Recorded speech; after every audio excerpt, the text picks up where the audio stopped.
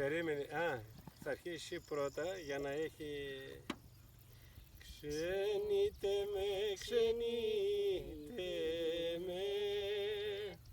ξενιτεμένο μου πουλί και παραπονέ με ένα ειδονάκι μου και παραπονέ με ένα πουλάκι μου.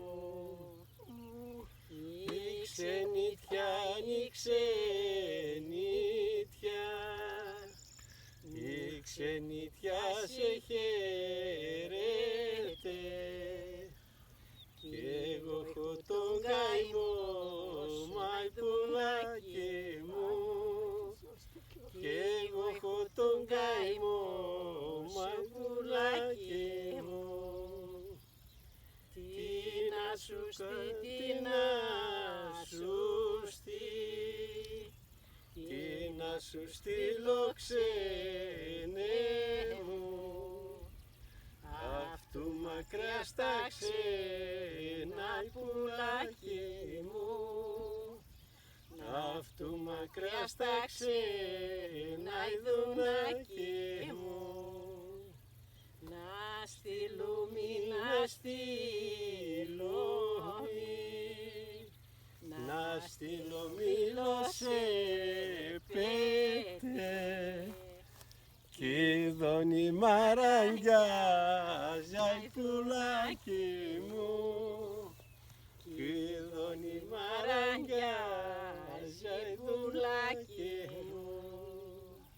Να στείλω και να στείλω και να στείλω και το δάκρυ μου σε ένα χρυσό μαντίλι πουλάκι μου, σε ένα χρυσό μαντίλι ειδονάκι μου. Το δάκρυ μου, το δάκρυ μου, το δάκρυ μου είναι καυτό και καίγε το μαντίλι πουλάκι μου και καίγε το μαντίλι ειδονάκι μου. Γεια σου Γρηγόρη. Γεια σου Γρηγόρη. Φιλάκια. Κάντε και μια δήλωση εδώ για τον Γρηγόρη. Να είσαι καλά, γερός, να χαίρεσαι την οικογένειά σου. Και σε περιμένουμε. Σε καρτερδούμε για τα μπάνια. Μάλιστα. Άιντε, σώστε. Σως. Πάρω και το δώρο που δεν τραγουδούσε.